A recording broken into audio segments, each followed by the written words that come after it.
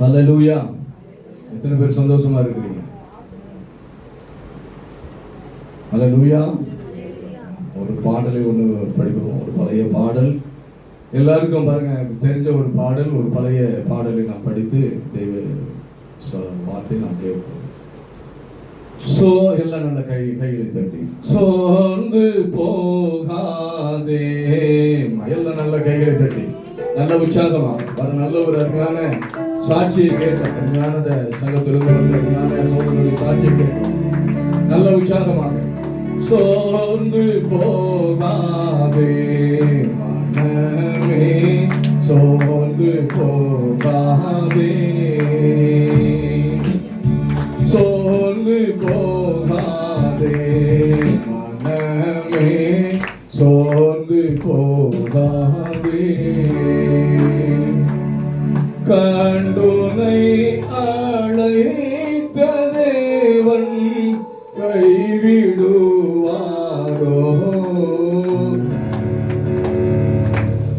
கண்டுனை அழைத்த தேவன் கைவிடுவாரோ, சோர்ந்து போகாதே மனமே, சோர்ந்து போகாதே. இந்த அருமையான ஆசீர்வதிக்கப்பட்ட நல்ல காலை வேளைக்காக துதிக்கிறோம், சோதரிக்கிறோம். ஆண்டவரே துதிக்கும்படியாக, ஆராதிக்கும்படியாக நீ கொடுத்த நல்ல சிலாக்கியத்துக்காக, வாக்கியத்துக்காக உங்களுக்கு நன்றி செலுத்துகிறோம். ஆண்டவரே உடைய வார்த்தையை கேட்க நாங்கள் வந்திருக்கிறோம். ஆண்டவரே எங்களோடு நீ பேசுவீராக, எங்களோடு நீங்கள் இடைபடுவீராக, பெரிய பெரிய காரியங்களை செய்யுங்க. இயேசு மூலம் ஜெபிக்கிறோம் ஜீவனுள்ள நல்ல பிதாவே, ஆமென் ஆமென். ஹல்லேலூயா. எத்தனை பேர் சந்தோஷமாக இருக்கிறீங்க? ஆமென். ஹல்லேலூயா. தேவன் நல்லவராக இருக்கிறார். ஆமென். ஆமாம், எப்பொழுதும் நன்மைகளை செய்கிற தேவனாக இருக்கிறார். பாருங்க, கிதியோன் அந்த சங்கத்திலிருந்து வந்திருக்கிறாங்க. அவங்களை உண்மையிலே நான் வாழ்த்துக்கிறேன், வரவேற்கிறேன். ஹல்லேலூயா. ஏன்னா தேவனுடைய வார்த்தை என்ன செய்து கொண்டிருக்கிறாங்க? விதைத்துக் கொண்டிருக்கிறாங்க. என்ன செய்து கொண்டிருக்கிறாங்க? விதைத்துக் கொண்டிருக்கிறாங்க. வேதம் சொல்லுகிறது பாருங்க, எரேமியா புஸ்தகம் 23:28 சொல்றாரு. எரேமியா புஸ்தகம் 23:28 சொல்கிறார். வாசிக்கலாமே, எடுத்து வாசிக்கலாமே. 23:28 எரேமியா புஸ்தகம் 23:28. சொப்பனத்தை விவரிப்பானாக, என் வார்த்தை உள்ளவனோ என் வார்த்தையை உண்மையாய் சொல்வானாக. பாருங்க, கோதுமைக்கு முன் பதர் என்னதான்?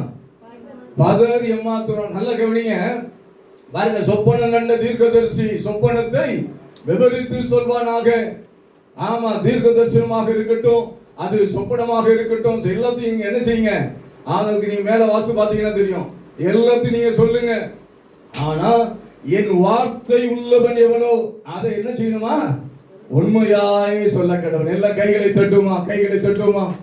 அந்த வார்த்தைக்கு முன்பதாக நல்ல கவனிங்க, சொப்பனமும் ஈடாகாது, என்னதும் ஈடாகாது, தரிசனமும் தேவனுடைய வார்த்தைக்கு ஈடாக எதுவுமே ஈடாகாது. ஹல்லேலூயா. அதெல்லாம் அதுக்கு அப்புறம் தான், தேவனுடைய வார்த்தைக்கு அப்புறம் தான் அந்த தரிசனம் சொப்பனம், அதுக்கு ரெண்டாவது பட்சம் தான். வேதம் என்ன சொல்லுகிறதுனா, சொப்பனம் கண்ட தீர்க்கதரிசி சொப்பனத்தை சொல்லு. ஆமா, தீர்க்க தரிசனமாக இருக்கட்டும், சொப்பனமாக இருக்கட்டும், எல்லாத்தையும் நீங்க சொல்லுங்க. ஆனா என் வார்த்தை உள்ளவன் எவனோ என்னதான்? ஆமா, அதை உண்மையாய் சொல். அதான் என்ன சொல்ல வராருன்னா, கோதுமைக்கு முன்பதாக இந்த பதரை மாத்திரங்கிறார். இந்த ஏதோ ஒப்பிட்டு சொல்றாருன்னா, தீர்க்க தரிசனையும் பாருங்க, இந்த பதரையும் எதற்கு ஒப்பிட்டு சொல்றாருன்னா, தீர்க்க தரிசனையும் சொப்பனத்தையும் எதற்கு ஒப்பிட்டு சொல்றாருன்னா, பதருக்கு ஒப்பிட்டு சொல்கிறார். எதுக்கு ஒப்பிட்டு சொல்கிறார்? ஆமா, அவருடைய வார்த்தை எதுக்கு ஒப்பிட்டு சொல்றாருன்னா, கோதுமைக்கு ஒப்பிட்டு சொல்கிறார். ஹல்லேலூயா. அப்போ விதையை விதைத்தால் பாருங்க விளைச்சலை எடுக்க முடியுமா? பதரை விதைத்தால் விளைச்சலை எடுக்க முடியுமா? கைகளை தட்டுமா, கைகளை தட்டுமா. விதையை விதைச்சாதான் நம்ம என்ன செய்ய முடியும்? அறுவடையை அறுக்க முடியும். பதரை விதைச்சா என்ன செய்ய முடியாது? அறுவடையை அறுக்க முடியாது. ஹல்லேலூயா. ஆதியிலே அவர் வார்த்தையாக இருந்தார். பிரியமானவர்களே, ஹல்லேலூயா. வார்த்தை கொண்டுதான் வானத்தையும் பூமியும் உண்டாக்கினார்.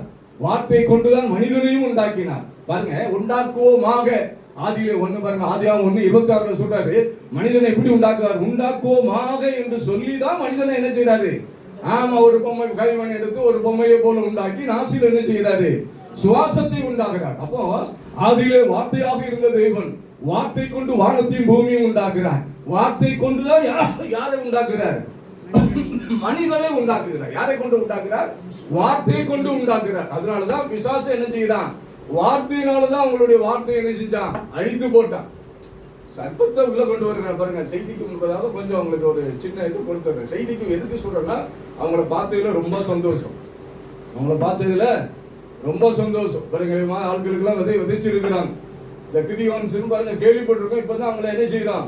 அவன் பல வருஷமா ஊழியத்துல இருந்தாலும் இப்பதான் அவங்களை பாருங்க. இதெல்லாம் தேவன் பாருங்க நமக்கு கொடுக்கிற ஒரு பாக்கியம், நமக்கு கொடுக்கிற ஒரு சிராக்கியம். பிரியமானவர்களே, அப்போ பாருங்க, வார்த்தையான தேவன் வார்த்தை கொண்டு வானத்தையும் பூமியும் உண்டாக்குறார். வானத்தை கொண்டு பாருங்க, வார்த்தை கொண்டு மனிதனையும் உண்டாக்கினார். இப்ப பிசாசு என்ன செய்யறான்? சர்ப்பத்தின் வழியில உள்ள வருகிறான். சர்ப்பம் என்ன செய்யணும்? கொத்தணும். என்ன செய்யணும் பாருங்க? சர்ப்பம் என்ன செய்யணும்? கொத்தணும். மாறாது என்ன செய்யுது? பேசுது. அது புரிஞ்சிருக்கு பாருங்க. அதுக்கு புரியுது பாருங்க. சர்ப்பம் தோட்டத்துக்குள்ள வந்து என்ன செய்யுது? சர்ப்பத்தை கொண்டு என்ன செய்தான்? பேசிதான் அவர்களுடைய வாழ்க்கை கருத்து. அதனாலதான் தேவன் சிலுவையில 7 வார்த்தைகளை பேசி என்ன செய்தாரு? வெற்றியை உங்களுக்கு வாங்கி தந்தார். பிரியமான ஹல்லேலூயா. எதுக்கு சொல்றேன்னா, வார்த்தை ரொம்ப ரொம்ப முக்கியம். எது முக்கியம்? வார்த்தை, தேவனுடைய வார்த்தை. இன்னைக்கு நிறைய நேரங்கள்ல தேவனுடைய வார்த்தைக்கு தான் ஜனங்கள் என்ன செய்ய மறுக்கிறாங்க, செவியை சாய்க்க மறுக்கிறாங்க. தரிசனம் உண்மை, சொப்பனம் உண்மை, அற்புதங்கள் அடையாளங்கள் வசனத்தினாலே அற்புதங்கள் அடையாளங்களை தேவன் செய்கிறார், உண்மை. ஆனா பாருங்க, இந்த வார்த்தைக்கு ஈக்குவலாக எதுவுமே வராது. பிரியமான கைகளை தட்டுமா, கைகளை தட்டுமா, எல்லாம் நல்ல உச்சாரமாக ஹல்லேலூயா. நாங்க வார்த்தையை தான் விதைச்சு கொண்டிருக்கிறோம். எதை விதைத்து கொண்டிருக்கிறோம்? எங்களுக்கு பாருங்க, சென்னையில பல வருஷங்களாக ஊழியங்களை செய்து கொண்டிருக்கிறோம். சென்னையில செய்தாலும் பஸ் ஸ்டாண்ட் மனுஷன் தெரு தெருவாக பாருங்க போக வேண்டியது. தெரு தெருவாக போய் வாரத்துக்கு 6 நாட்களும். நேற்று பாத்தீங்கன்னா அண்ணா நகர் பாருங்க. எதுக்கு சொல்றேன்னா, தெருவுல நின்று தேவனுடைய வார்த்தை என்ன செய்யணும்? டிராக்ஸ கொடுக்கணும். அதுல 2 வார்த்தையோ 3 வசனத்துக்கு ஒரு சின்ன வியாக்கியானம், ஒரே பாருங்க அதுல ஒரு 4-5 வசனம் வரும். எப்படியாவது உங்களுக்கு உள்ள போயிடாதா? தேவனுக்கு பாருங்க வார்த்தை கொண்டுதான் அவர் என்ன செய்வாரு? வெளிச்சத்தை உண்டாக்குவார். வார்த்தை கொண்டுதான் அவரால் எல்லாம் செய்ய முடியும். பாருங்க, நீங்க அநேக காரியங்களுக்கு, அநேக பாருங்க சூழ்நிலைக்கு, உங்க குடும்பத்துக்கு ஒரு நன்மைக்காக, ஒரு ஆசீர்வாதத்துக்காக நீங்கள் வந்திருக்கலாம். தேவன் பலிபீடத்திலிருந்து பாருங்க அநேக வாக்குத்தத்தங்களை உங்களுக்கு உங்களை நோக்கி கொடுத்துட்டே இருந்தாங்க. எத்தனை பேரை கவனிச்சீங்களோ தெரியல. கிரகிக்க முடியாத பெரிய எனக்கு தேவன் வார்த்தை கொடுத்தது. ஊழியத்துல நான் உனக்கு கிரகிக்க முடியாத பெரிய காரியங்களை செய்ய போகிறேன். ஹல்லேலூயா. எத்தனை பேர் அதை கவனிக்கிறீங்கன்னு சொல்லி தெரியல. பாருங்க, வார்த்தையான தேவன் உங்களுக்கு எதை கொடுப்பாருன்னா வார்த்தையை தான் கொடுப்பார். ஹல்லேலூயா. வேற எதுவுமே என்ன செய்ய மாட்டாரு? கொடுக்க மாட்டாரு. நீங்க ஒருவேளை உங்களுடைய எதிர்காலத்துக்காக வந்திருக்கலாம், பிள்ளைகளுடைய பாருங்க தேவைகளுக்காக வந்திருக்கலாம், வாலிப பிள்ளைகள் படிக்க காரியங்களுக்காக நீங்க வந்திருக்கலாம், இல்லாட்டா வேலை காரியங்களுக்காக வந்திருக்கலாம். தேவ சமூகத்தில் வரும்போது அவர் என்னதான் கொடுப்பாரு? என்னதான் கொடுப்பாரு? வார்த்தையை தான் கொடுப்பார். உங்களுக்கு பொண்ணாகவோ பொருளாகவோ சொத்தாகவோ இல்லாட்ட ஒரு நல்ல வேலையாகவோ கொடுக்க மாட்டாரு. வார்த்தையான தேவன் ஃபர்ஸ்ட் என்னதான் கொடுப்பாரு? வார்த்தையை தான் கொடுப்பார். ஹல்லேலூயா, ஹல்லேலூயா. அதை பெற்றுக்கொள்வதற்கு தான் இன்னைக்கு பாருங்க உலகம் அதை தான் இன்னைக்கு ரொம்ப கஷ்டப்படுது. வார்த்தையான தேவன் வார்த்தையை கொடுக்கணும்னு சொல்லி ஆசைப்படுகிறார். ஆனா உலகத்தில் உள்ள மக்கள் ஜனங்கள் அந்த வார்த்தையை பெற்றுக்கொள்வதற்கு தான் என்ன செய்யறாங்க? கஷ்டப்படுகிறாங்க. அதுதான் உங்களுக்கு தெரிய மாட்டேங்குது. இந்த தரிசனங்கள் சொப்பனங்கள்லாம் எங்க இருந்து வந்ததுன்னா பாருங்க அதெல்லாம் இருக்குது, வேதத்துல இருக்குது, வேதம் சொல்லுகிறது, எல்லாம் உண்மைதான். ஆனா பாருங்க தரிசனத்தை நோக்கி ஓடுகிறது. எங்க அப்பாலாம் பூசாரி, எங்க அம்மா சாமியாடி. நாங்க பல இடங்கள்ல என்ன செய்வோம்னா குறி கேட்க மாட்டோமா? குறிகள ஆமா குறி கேட்கிறோம். நல்ல குறி கிடைச்சிடாதா? இங்க போனா கிடைச்சிடாதா? அந்த கோயிலுக்கு போனா கிடைச்சிடாதா? இந்த கோயிலுக்கு போனா இப்படிதான் ஓடணும். ஆனா இந்த வார்த்தை என்னைக்கு வாங்கி கொண்டோமோ அந்த நாள்ல இருந்து தேவன்களை நடத்தி கொண்டு இருக்கிறார். பிரியமானவர்களே, ஹல்லேலூயா, ஹல்லேலூயா. ஒன்னு தெரிஞ்சிடுங்க, உங்களையும் உங்கள் பிள்ளைகளையும் பாருங்க, நீங்க என்னென்ன தொழில் செய்றீங்களோ ஒரு நாளும் கர்த்தர் வெட்கப்பட மாட்டார். ஹல்லேலூயா, வெட்கப்பட விடவே மாட்டார். நீங்க என்ன நினைச்சாலும் சரி, தேவனுடைய பிள்ளைகள் அவர் வர்த்திக்க பண்ணுகிற தேவனாக இருக்கிறார். அவர் பழுகி பெருகிற பண்ணுகிற தேவனாகத்தான் அவர் பாருங்க. அவர் இந்த குறுகி போகிறது அந்த மாதிரி உள்ள தன்மையில அவருக்கு கிடையாது. அவர் நீங்க வேதத்துல எந்த இடத்துல வாசி பார்த்தாலும் அவர் உங்களை ஆசீர்வதிக்கிற தேவனாக இருக்கிறார். ஹல்லேலூயா. நல்ல வாக்குத்தத்தங்கள் எத்தனை பேர் அதை கேட்டீங்கன்னு சொல்லி தெய்வம் நல்ல பாருங்க நல்ல வார்த்தைகளை உங்களை நோக்கி அனுப்பி கொண்டிருந்தார். நல்ல ஆராதனையில நல்ல வார்த்தையில வாக்குத்தத்தங்களை உங்களை நோக்கி அனுப்பி கொண்டிருந்தார். ஹல்லேலூயா. இனி வரும் காலங்களில் அது தேவன் என்ன சொல்லுகிறார்? தேவன் பாருங்க என்னோடு பேசுறாருன்னா, அவர் உங்களோடு பேசுகிறார்னா நல்ல வார்த்தைகளை உங்களோடு பேசுவார். ஹல்லேலூயா. நல்ல வாக்குத்தத்தங்களை உங்களோடு பேசுவார். நீங்க வேதத்துல செலவு பண்ணும்போது தேவன் என்னதான் கொடுப்பாரு? உங்களை நோக்கி ஒரு வார்த்தையை கொடுப்பார். நல்லா தெரிஞ்சுக்கணும், சபை மக்கள் நல்லா தெரிஞ்சுக்கணும். எதை தான் கொடுப்பாரு? வார்த்தையை தான் கொடுப்பார். என்ன கொடுப்பாரு? வார்த்தை. இப்ப நல்லா புரிஞ்சுக்கணும். வார்த்தையை தான் உங்களுக்கு என்ன செய்வாரு? திரும்ப திரும்ப நிறைய பேர் என்ன செஞ்சுட்டா தேவன் கொடுப்பாரு. நான் உன்னை நடத்துவேன், நான் உன் பிள்ளைகளை நடத்துவேன், உன் தனிப்பட்ட வாழ்க்கையை நடத்துவேன். ஒரு வார்த்தை சொன்னாங்க பாருங்க, நான் உனக்கு சொன்னதை செய்யும் அளவும் உன்னை என்ன செய்ய மாட்டேன், கைவிடவே. ஆமா, உங்களுக்கு ஒரு வார்த்தை கொடுத்திருக்கலாம், வாக்கு தத்தங்களை கொடுத்திருக்கலாம். அது நிறைவேறும் அளவும் தேவன் உங்களை விட்டு விலகவும் மாட்டார், உங்களை என்ன செய்ய மாட்டாரு, கைவிடவும் மாட்டார். நீங்க வார்த்தையை கவனிக்க மாட்டீங்க.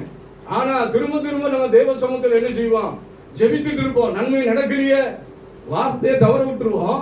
ஆனா நன்மை நடக்கலையே, ஆசீர்வாதம் வரலையே, என் பிள்ளைகளுக்கு எந்தவித நன்மையும் வரலையேன்னு சொல்லுவோம். தேவன் திரும்பவும் அதே வார்த்தை தான் கொடுப்பார். அதுதான் இன்னைக்கு பிரச்சனை. பாருங்க, இடையில ஒரு சபைக்கு திருவிருந்து கொடுத்துட்டு இருக்கிறேன். அந்த ஐயா பிஹெச்டி முடிச்சவர். அப்போ பாருங்க, கொடுக்கிற டைமே நமக்கு அரை மணி நேரம் தான். அதுலயும் நீங்க வார்த்தையை ரொம்ப பேசுறீங்கன்னு எனக்கு டக்குட்டு கோபம் உண்டாயிடுச்சு. ஒரு வெளிச்சம் இல்லாதபடி, நல்ல கவனிங்க, ஒரு வெளிச்சம் இல்லாதபடி வார்த்தை தான் வெளிச்சம் என்றது. பாருங்க, இன்னைக்கு அதை என்ன பிரச்சனைனா, இளைய தலைமுறைகள் படிச்சுட்டு வர்றாங்க. அவங்க நிறைய பேர் பாருங்க, நிறைய பேர் வேதத்தை படிக்கிறது இல்லை. என்னது இல்ல? வேதத்தை படிக்கிறது இல்லை, வேதத்தை தியானிக்கிறது இல்லை. அவங்க சொல்லி நான் பொருள் டாக்டர் புரிஞ்சுட்டேன். ஐயோ பாஸ்டர், நீங்க பேசுறது எனக்கு பிடிக்கிறது. ஆனா அன்னைக்கு சொல்லி வந்தார் ஐயா. ஆனான்னுலாம் வரல. எனக்கு வார்த்தை பேசக்கூடியதான் என்னுடைய வேலை. வார்த்தை கொண்டுதான் கர்த்தர் என்னை நடத்துகிறார். வார்த்தை கொண்டுதான் ஊழியத்தை வல்லமையாய் செய்து கொண்டிருக்கிறார். வார்த்தை பாருங்க, வார்த்தையை பாருங்க, அதை சொல்லணும். எனக்கு இந்த கதை சொல்ற பழக்கம் வார்த்தையில என்ன செய்யறாது? செய்தி வேலையில சாட்சி நேரம்னா சாட்சி நேரம், செய்தி வேலையில செய்தி என்னதான் என்ன செய்ய முடியும்? ஜனங்களுக்கு வார்த்தை கிட்ட நான் கணக்கு கொடுக்கணும். பாருங்க, அழைச்சிருக்காருன்னா அங்க இருந்து அழைச்சு கொண்டு வந்திருக்கிறாருன்னா தேவன் பாருங்க, தேவனுடைய வார்த்தையை கொடுக்கணும், தேவனுடைய வாக்குத்தத்தங்களை கொடுக்கணும்னு சொல்லி தான் பாரப்பட்டு ஜெபம் பண்ணி பல நாட்களாக ஜெபம் பண்ணி அழைக்கிறார். நாங்க வந்துட்டு எங்க ஊரு தெரியுமா, அது தெரியுமா, இது தெரியுமான்னா என்ன ஆயிரும்? உங்களுக்கு கொடுக்க வேண்டிய அந்த ஆகாரத்தை நான் என்ன செஞ்சிருவேன்? கொடுக்காம போயிருவேன். சிரிப்பு காட்டிட்டு போயிடலாம். பாருங்க, நல்லா சிரிப்பு காட்டணும்னு இன்னைக்கு நிறைய பேர் இருக்கிறாங்க. சிரிப்பு காட்டிட்டு போயிடலாம். ஆனா அதனால நமக்கு எந்த பிரயோஜனமும் இல்லை. ஹல்லேலூயா. அதனால தேவன் நிச்சயமாக உங்களை நடத்துவார். பாருங்க,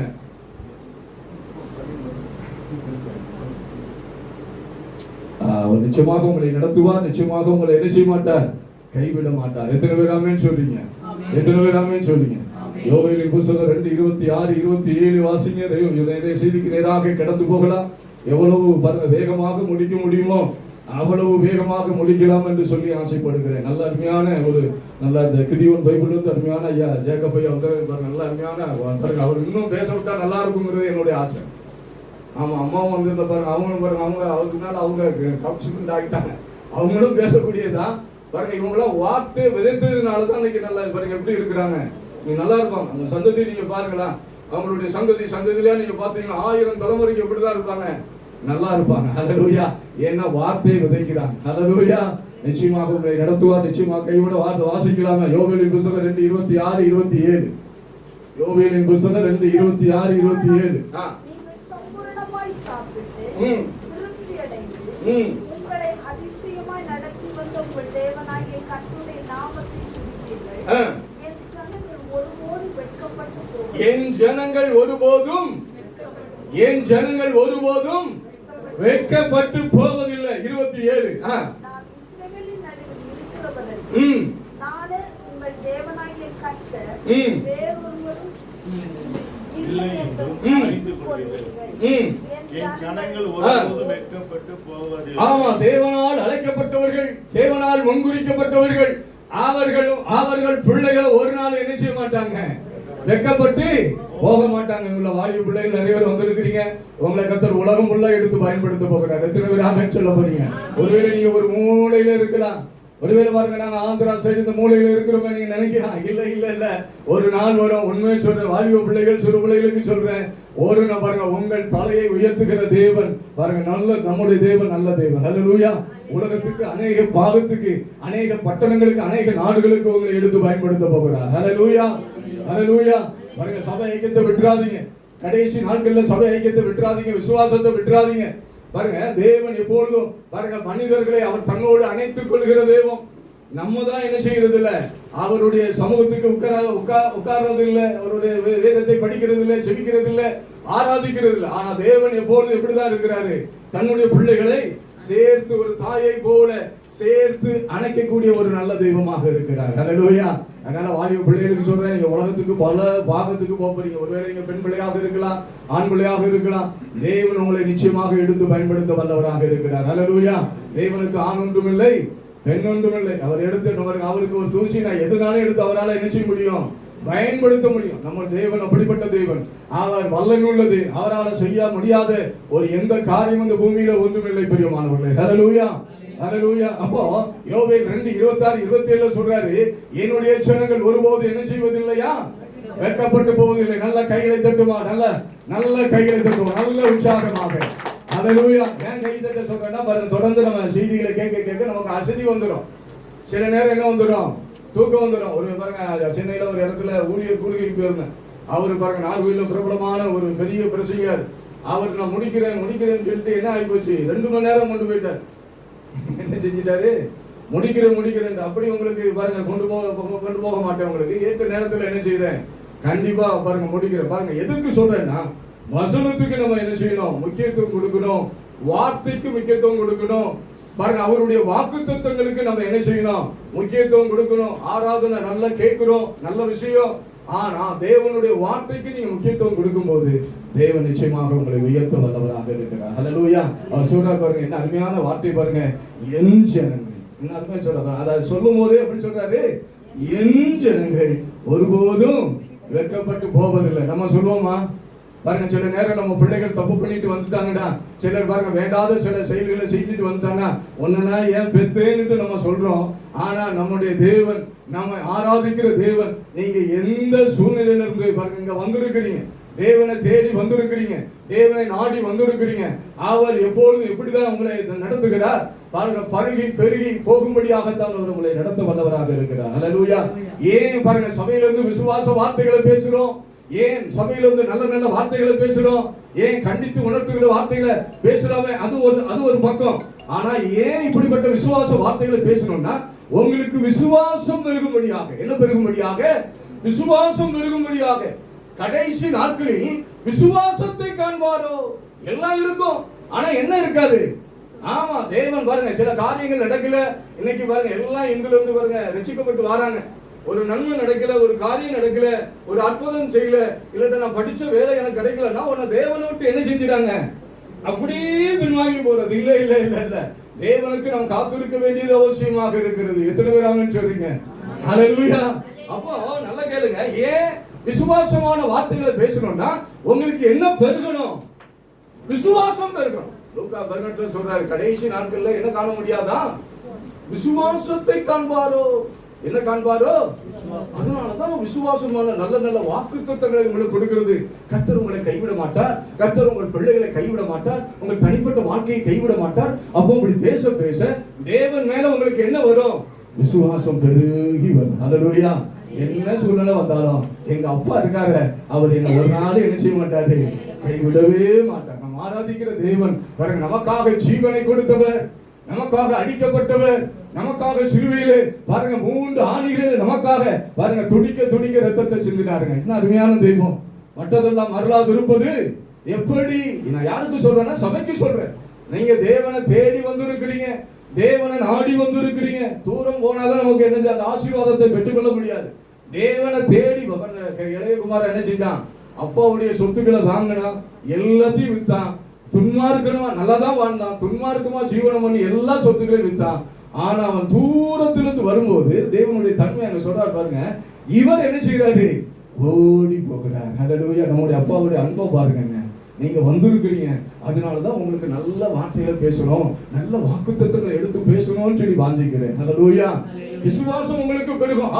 என் தகப்பன் இவ்வளோ நான் குறைவுள்ளவனாக இருக்கிறேனே, இவ்வளவோ பாருங்க ஒரு நெருக்கத்துல இருக்கிறேனே, இப்படிப்பட்ட சூழ்நிலையிலையும் இருக்கிறேனே, ஆனா தேவன் எனக்கு என்னதான் கொடுக்கிறாரு, நல்ல வாக்குத்தத்தங்களை கொடுக்கிறாரு, நல்ல வாக்கு உறுதிகளை கொடுக்கிறாரு, அவர் என்னை நடத்தி கொண்டு இருக்கிறாரு என்று சொல்லி அவர் மேல உங்களுக்கு என்ன வரணும், விசுவாசம் வரணும். என்ன வரணும்? அதனால தான் பாருங்க நல்ல நல்ல வார்த்தைகளை எடுத்து பேசுறோம். சிலவங்க பாத்தீங்கன்னா அன்னைக்கு பாருங்க சர்ச், பெரிய சர்ச்சில் ஆமா அவர் சொல்றாரு, ஆமா நீங்க சபைக்கு பாருங்க இப்படி வந்தீங்கன்னா பொத்துனட்டு பலிபீடத்திலே விழுந்துடணுங்கிற அப்படிப்பட்ட வார்த்தைகளை என்ன செய்யக்கூடாது. நீங்க வேதத்துல எங்கேயும் வாசித்து பாருங்க, தேவனை தேடி அப்பா நான் தப்பு பண்ணிட்டேன்ப்பா, என்னை மன்னிங்க, என்னை மன்னித்து நடத்துங்க, நான் தான்ப்பா எல்லாத்துக்கும் காரணம்னு சொல்லி தேவ சமூகத்துல விழுந்துட்டீங்கன்னா அவர் தூக்கி எடுக்க வந்தவராக இருக்கிறார். அல்லேலூயா. நம் தேவன் அப்படிப்பட்ட தேவனுங்க. அது ஆலயத்துக்குள்ள நம்ம சொல்ல முடியாது. தேடி வாரீங்க, எனக்கு ஒரு அற்புதம் செய்ய மாட்டாரா, எனக்கு ஒரு நன்மை செய்ய மாட்டாரா, என் பிள்ளைகளுடைய வாழ்க்கையில் ஒரு நன்மை செய்ய மாட்டாரா, எனக்கு ஒரு எதிர்காலம் கிடைக்காதா, நான் ஒரு கேள்விக்குறியாக இருக்கிறேன், இத்தனை வருஷம் ஆராதிக்கிறேன், இத்தனை வருஷம் தேவனை துதிக்கிறேன், இத்தனை வருஷம் நான் தேவனை மகிமைப்படுத்துகிறேன்னு சொல்லி நீங்க உள்ள வருகிறவங்களுக்கு அதுக்கு தான் பாருங்க இப்படிப்பட்ட வார்த்தைகளை பாருங்க ஊழியக்காரங்க சொல்றாங்க. அல்லேலூயா. விசுவாசம் உங்களுக்குள்ள பெருகணும். விசுவாசம் பாருங்க, அவர் உங்களை சுத்திகரிக்க வல்லவராக இருக்கிறார். நீங்க ஆலயத்துக்குள்ள வந்தா போதுங்கிறதான். மற்றபடி அவர் என்ன செய்வாரு? வார்த்தை. அதனாலதான் வார்த்தை கவனிங்கிறது. வார்த்தையை பேசி பேசி நான் உன்னை நடத்துவேன், நான் உன் குடும்பத்தை நடத்துவேன், நான் உன் பிள்ளைகளை நடத்துவேன், உன் தனிப்பட்ட வாழ்க்கையை நடத்துவேன். நீ நெருக்கத்தின் பாதையில தானே போற, ஒடுக்கத்தின் பாதையில தானே போற, கண்ணீரின் பாதையில தானே போற, நான் உன்னை நடத்துவேன் நடத்துவேன் நடத்துவேங்கிறத அந்த விசுவாச வார்த்தை இருக்குது. அந்த விசுவாச வார்த்தை உங்களை என்ன செய்யும்? தேவன் மேல ஊன்றி கட்டும். என்ன சூழ்நிலை வந்தாலும் சரி, என்ன பிரச்சனை வந்தாலும் சரி, தேவன் என்ன செய்ய மாட்டாரு? கைவிடவே மாட்டார். அவர் கைவிட தெரியாதுங்க. அவருக்கு என்ன செய்ய தெரியாது? ஆமா, கைவிட. சிலுவையில் உங்களை என்னையும் பெற்றெடுத்தார் பிரியமானவர்களே. சிலுவையில் பெற்றெடுக்கிறதுக்கு முன்பதாகத்தான் பாருங்க நம்ம எப்படி எஜமானனே, பழைய ஏற்பாடு உள்ள அப்பா பிதாவே என்று சொல்லி யாரும் கூப்பிட முடியாது. பழைய ஏற்பாடுல என்ன கொடுக்க முடியாது? அப்பா அப்படிலாம் கூப்பிட முடியாது. எஜமானனே தலையை கீழே போட்டுக்கணும், அவரை பார்க்க கூட முடியாது. புதிய ஏற்பாடுல அப்பா ஏசப்பா கூப்பிட்டீங்கனாலே அவர் உங்களுக்கு பதில் கொடுக்க தெய்வம், நல்ல தெய்வமாக இருக்கிறார். அல்லேலூயா. நம்ம அப்பா கிட்ட அப்பா நான் கஷ்டத்தின் மத்தியில இருக்கிறேன்னா எந்த ஒரு தாய் என்ன செய்ய மாட்டாங்க, எந்த ஒரு தகப்பனும் போடான்னு சொல்லி ஒரு நாள் என்ன செய்ய மாட்டாங்க. அப்படி இருந்து பாருங்க, அப்படியே துரோகம் பண்ணிட்டு வந்தாலும் என் கண்ணு முன்ன நிக்காதப்பா, எங்கேயாவது போய் நீ நல்லா இருக்க, அப்படிதான் ஒரு மனுஷன் சொல்லுவான். ஆனா நம்முடைய தெய்வன் அப்படிப்பட்ட தெய்வன் இல்லை.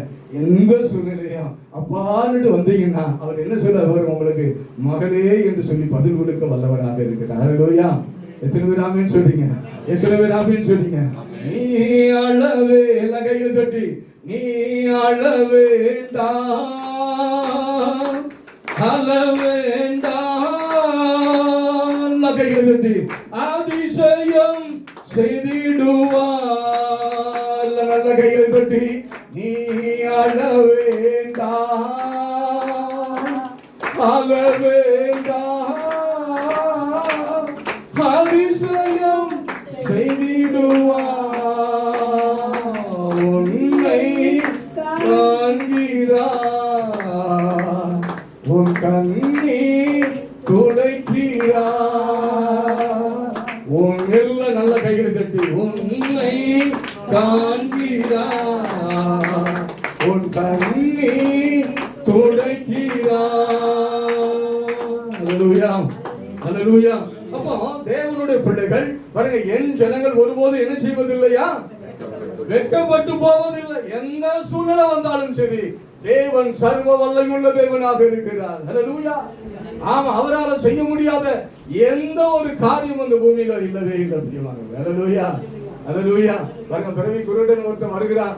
ஆமா, அவன்கிட்ட பாருங்க வேற ஒண்ணுமே சொல்லல. மண்ணை என்ன செய்யறாரு? எச்ச உமிழ்கிறாரு, மண்ணை எடுக்கிறாரு, அப்படி பிசைந்து கண்ணுல வைக்கிறாரு. அவன் பார்வை அடைகிறான். அல்லேலூயா. அல்லேலூயா. அவன் கண்ணு தெரிஞ்சு கண்ணு போறானல்ல. பாருங்க, கண்ணு தெரிஞ்சு அதுக்கப்புறம் சிலவங்களுக்கு இடையில கண்ணு தெரியாம அப்படி இல்ல. பிறவி குருடனாக இருக்கிறான். பிறவில இருந்து அவனுக்கு என்ன தெரியாது? கண்ணு தெரியும், பார்வை கிடையாது. அப்ப என்ன சொல்ல வராதான்? சர்வ சிருஷ்டிகர், என்னால மண்ணை கொண்டு உனக்கு கண்ணை உருவாக்க முடியும். என்ன கொண்டு உருவாக்க முடியும்? மண்ணை கொண்டு உருவாக்க முடியும். வார்த்தையை கொண்டு உனக்கு என்ன செய்ய முடியும்? கண்ணை உருவாக்க முடியும். தேவனுக்கு பாருங்க ஒரு பெரிய காரியம் கிடையாது. உங்களுக்கு என்ன மலை போல சில பிரச்சனைகள் இருக்கலாம். பாருங்க, பெரிய பெரிய காரியங்கள் உங்க கண்ணு முன்னா இருக்கு. எப்படி சில நேரங்கள் இப்படி கொண்டு வந்தா பெருசா இருக்கும், கொஞ்சம் தள்ளி கொண்டு வந்தீங்கன்னா அப்படி ஆயிரும். நம்முடைய பார்வைக்கு அப்படி இருக்குன்னா தேவனுடைய பார்வைக்கு எல்லாமே அற்பம் தான். பிரியமானவர்களே, ஹல்லேலூயா. உங்களுடைய என்ன பிரச்சனைகள் வந்தாலும் என்ன நெருக்கங்கள் வந்தாலும் ஒரு நாளும் தேவனை விட்டு தூரம் போகாத ஒரு இருதயம் நமக்குள்ள வேணும். அதனாலதான் வேதம் சொல்கிறது, சபை கூடுதலை விட்டு விடாதபடி. அவருடைய ஜனங்களுக்கு தான் சொல்றாரு, என்னுடைய மக்கள், என்னை தெரிந்து கொண்ட மக்கள், என்னை ஆராதிக்கிற மக்கள் ஒரு நாள் சபை கூடுதலை என்ன செய்யக்கூடாது, விட்டுவிடக் கூடாது. எபிரேயர் 10:25 வாசிங்க. இதெல்லாம் முக்கியமான சத்தியம் பாருங்க. நீங்க நான் சொன்னாலும் சரி சொல்லாட்டாலும் சரி இந்த வார்த்தையை சொல்லியிருக்க பாருங்க. என் ஜனங்கள், எபிரேயர் 10:25, என் ஜனங்கள் ஒருபோது வெட்கப்பட்டு போவதில்லைன்னா நீங்க ஒருபோது என்ன செய்ய மாட்டீங்க, வெட்கப்பட்டு போவதில்லை. நல்லா கவனிங்க சபையாரே, நல்லா கவனிங்க. சபை கூடி வருதலை சிலர், ஒரு சிலர் பாருங்க, எல்லாரும் அல்ல, ஒரு சிலர் தான் சொல்றாரு, சிலர் விட்டு விடுவது போல நாமும் விட்டு விடாதபடி ஒருவருக்கொருவர் என்ன சொல்லணுமா, புத்தி சொல்ல வேணும். பாருங்க, தேவன் சபைக்காக இந்த பூமிக்கு வர போகிறார். சபையை தன்னோடு இருக்கும்படியாக, தன்னோடு பாருங்க இருக்கும்படியாக யார் வரப்போறா, இயேசு பாருங்க வரப்போகிறார். மத்திய ஆகாயத்தில் வரப்போகிறார். அதற்கு முன்பதாக சபையை அவர் ஆயத்தப்படுத்திக் கொண்டிருக்கிறார். அதனாலதான் சபை கொடுத்தல் முக்கியம் முக்கியம் சொல்லி கொண்டிருக்கிறோம். ஹல்லேலூயா.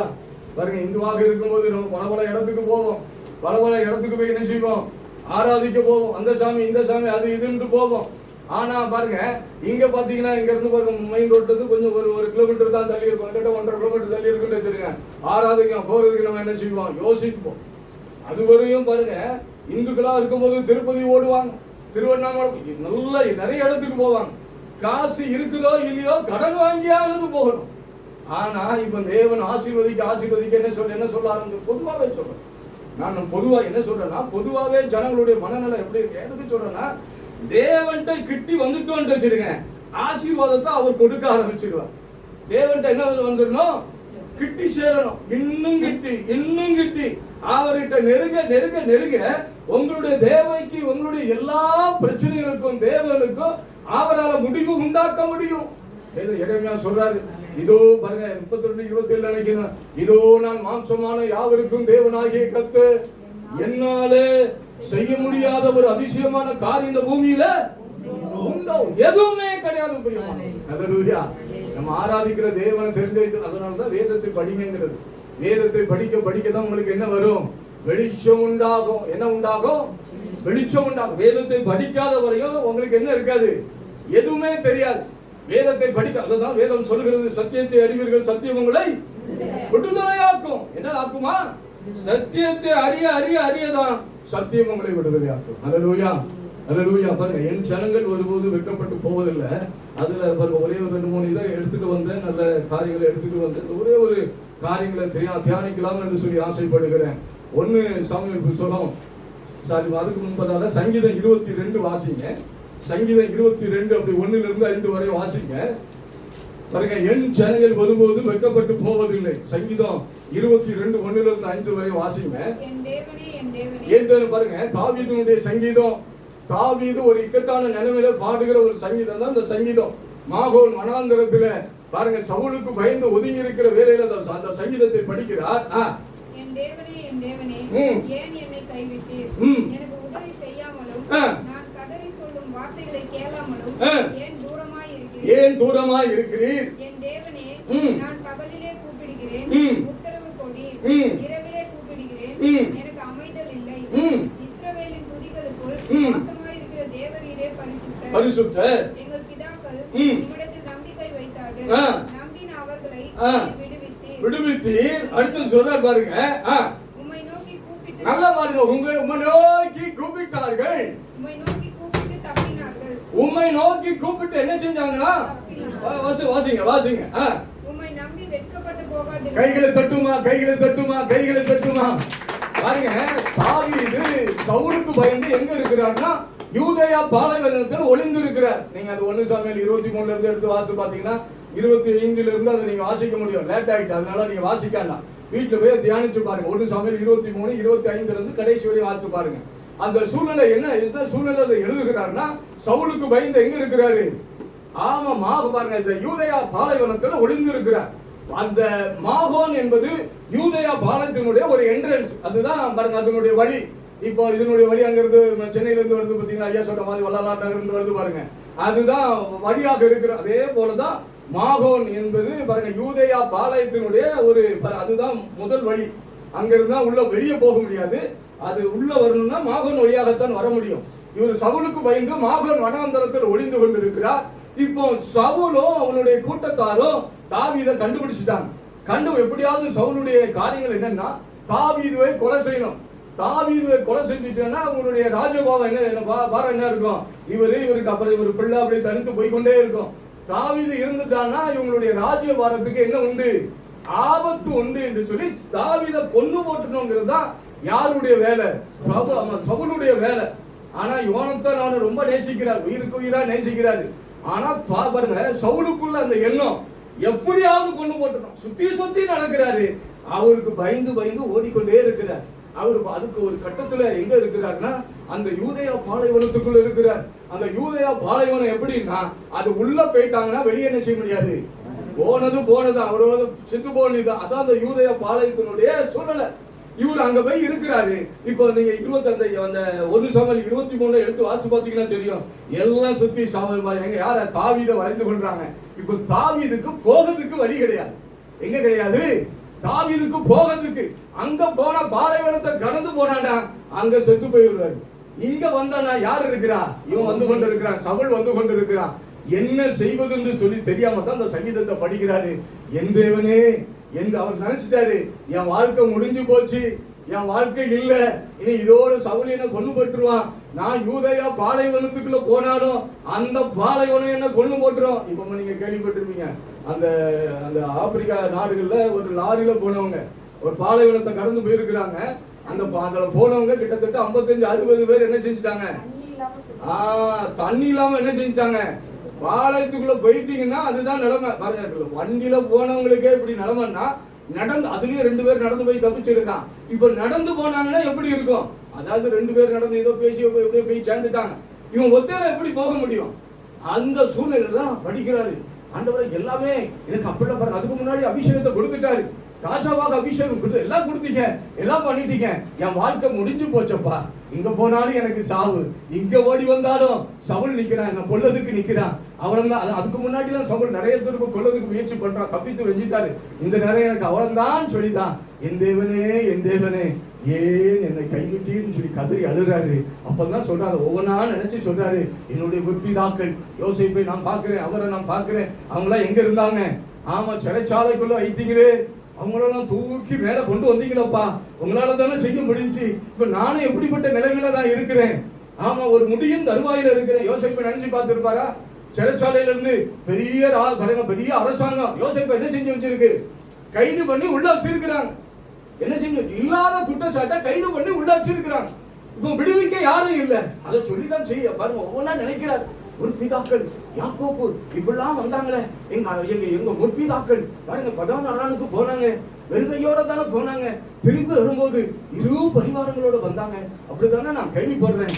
தேவனே என்னுடைய முற்பிதாக்கள் உங்களை நம்பி இருந்தாங்களே, நானும் இப்படிப்பட்ட இக்கட்டான நேரத்துல உங்களை நம்பி நிற்கிறேன், என்ன விடுதலை ஆக்குங்கப்பா அப்படி சொல்லி நீங்க அதுல நீங்க வாசி பாத்தீங்கன்னா சங்கீதம் 22 வாசி பாத்தீங்கன்னா அப்படியே புலம்புறார்.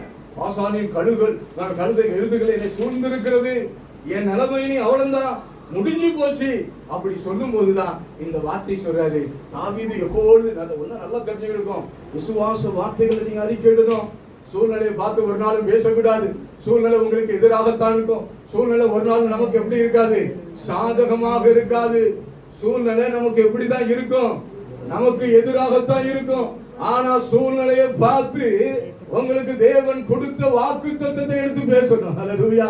கர்த்தர் என் மேய்ப்பராக இருக்கிறார், நான் தாழ்ச்சி அடையே, அவர் என்னை புல்லுள்ள இடங்களில் மேய்த்து அமர்ந்த தண்ணீர் என்னை நடத்துவா. எத்தனை பேர் ஆமென் சொல்றீங்க? சூழ்நிலையை பார்த்து பேசுறதுக்கு உங்களை கர்த்தர் அழைக்கல. பாருங்க, சூழ்நிலையை மேற்கொள்ளக்கூடிய அவருடைய வார்த்தையை நீங்க என்ன செய்யணும், பார்த்து பேசணும். அப்போ வார்த்தை இருதயத்துக்குள்ள இருந்தாதான் அப்படி வெளியே வரும். இல்லாட்டா வேதத்தை படிக்கும் போதுதான் வெளியே வரும். படிப்பே இல்லாட்டாலும் நீங்க பாருங்க, படிக்க தெரியலன்னா என்ன ஆயிருவீங்க, இருளுக்குள்ளே நின்றுருவீங்க. வாழ்க்கை முடிஞ்சு போச்சு, சூழ்நிலையை பார்ப்பீங்க. டாக்டர் இதை சொல்லிட்டாரு, இல்ல இது என்ன சுத்தி எதிராளிகள் இருக்கிறாங்க, எனக்கு தப்பி போக வழி இல்லைன்னு சொல்லி நீங்க என்ன செஞ்சிருவீங்க, ஆமா, அப்படியே போயிருவீங்க. இந்த வார்த்தையை சொல்லும் போதுதான் நான் வெட்கப்பட்டு போவதில்லை. வேதம் சொல்லி இருக்கிறது, என் ஜனங்கள் ஒருபோதும் வெட்கப்பட்டு போவதில்லை. நீ எந்த இடத்துல எடுத்துக்கிடுங்க, தேவன் என்னதான் சொல்றாரு பாருங்க. அதுக்கப்புறம் தான் அவரு பாருங்க அந்த பாலைவனத்தை, அதுக்கு சவுலுக்கு ஒரு செய்தி வருகிறது பாருங்க. படிச்சு அவங்க நம்ம பாளையத்துக்குள்ள வந்திருக்காங்கன்னா சவுல் திரும்பி போயிடுறாரு. இப்ப மறுபடியும் ஒரு இடத்துல அப்படி கிராஸ் பண்ண முடியாது. இப்ப வேற வழியே இல்லாம பாருங்க எங்க கிராஸ் பண்றாரு, பாலைவனத்துக்குள்ள கிராஸ் பண்ணி போகிறாரு. அப்பதான் அந்த பாருங்க அந்த சூழல் அவருக்குள்ள இருந்து ஒரு சத்தம் உண்டாகிறது. அவருக்குள்ள அவர் போறாரு, நாவெல்லாம் வறண்டு போகிறது. வரலாற்று ஆசிரியர் நாவெல்லாம் வறண்டு போகிறது. அவ்வளவுதான், எல்லாம் முடிந்த நிலைமை, முடிந்த சூழ்நிலை. அப்படி கீழே விழுகிறார் பாருங்க. அந்த நேரத்துலதான் எங்க விழுகிறாருன்னா எங்கேதி என்னும் ஒரு பகுதியில் அவர் விழுகிறார். ஹல்லேலூயா. பாலைவனத்துல ஒரே ஒரு பாலைவன சோலை தான் எங்கேதி. அது அடுத்த கரையில இருக்கு. ஒவ்வொரு பாலைவனத்திலையும் ஒரு பாலைவன சோலை என்ன உண்டு இருக்கு. எங்க சைடுல பாத்தீங்கன்னா தேரிக்காடு, நிறைய தேரிக்காடு பாருங்க. அது பாலைவனம் கிடையாது, பாலைவனத்தை போல இருக்கும். மரங்கள் நிறைய உண்டு.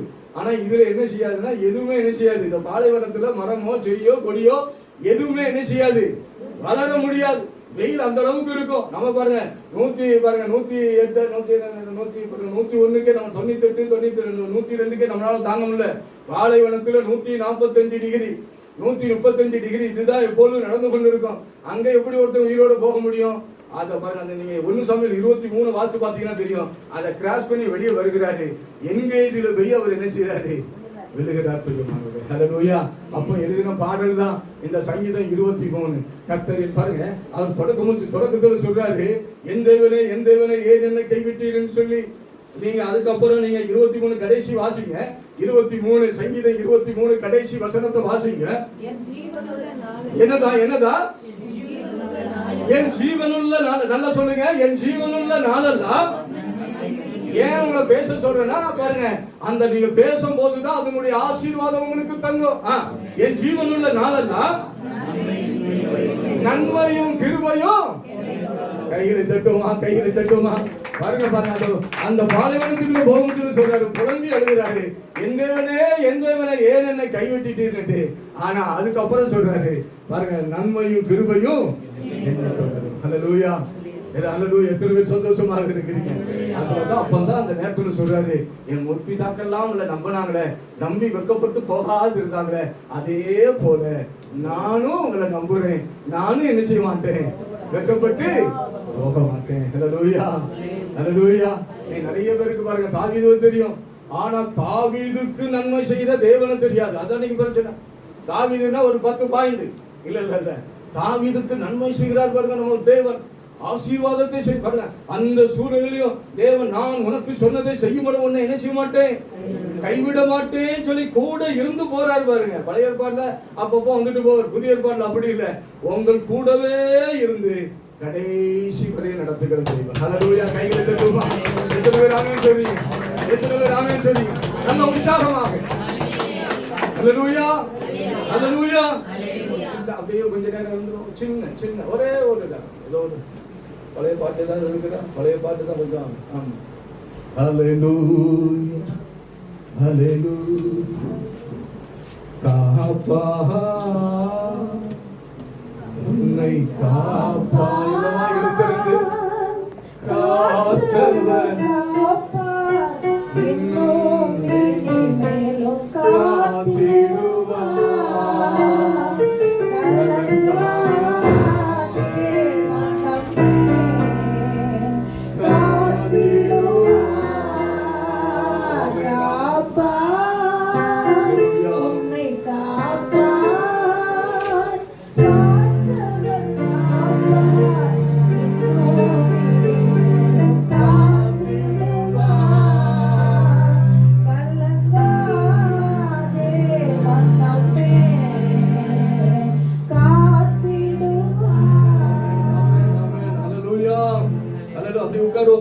எதுக்கு எழும்ப சொல்றேன்னா பாருங்க. ஆமா,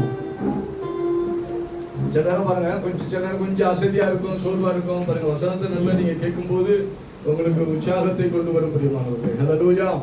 ஹல்லேலூயா. ஆமா பாருங்க. அப்போ என் ஜனங்கள் ஒருபோது என்ன செய்வதில்லையா, வெட்கப்பட்டு போவதில்லை. அடுத்தது ஏசாயா 54 பாருங்க, அந்த ஒரே ஒரு சம்பவம், அவ்வளவுதான், ரொம்ப நேரம் இல்லை. அதுக்கு ஒரு என்னுடைய சின்ன சாட்சியை நான் சொல்லி முடிச்சிடுறேன். யாரு வெட்கப்பட்டு போயிருவா அங்கிறது நம்ம என்ன செய்யணும், தியானிச்சுதான் ஆகணும். பாருங்க, இந்த இது ஒரு இது பாருங்க, இது சங்கீதம் 54 1 வாசிங்க, அது 4 வாசிங்க, 54 4 வாசிங்க, அதுக்கப்புறம் 1 வாசிங்க. ஏசாயா 54, ஏசாயா புத்தகம் 54 4 வாசிங்க. என்னதான்? பயப்படாதே, நீ வெட்கப்படுவதில்லை, நானாதே நீ இளைச்சல் அடைவதில்லை, உன் வாலிபத்தின் வெட்கத்தை மறந்து 4 வரை போதும், உன் விதவையின் நிந்தையை நீ நினையாதிருப்பாய். மறுபடியும் வாசிங்க. பயப்படாதே சபையே, நீ பயப்படாதே, நீ வெட்கப்படுவதில்லை, நீ நானாதே நீ இளைச்சை அடைவதில்லை.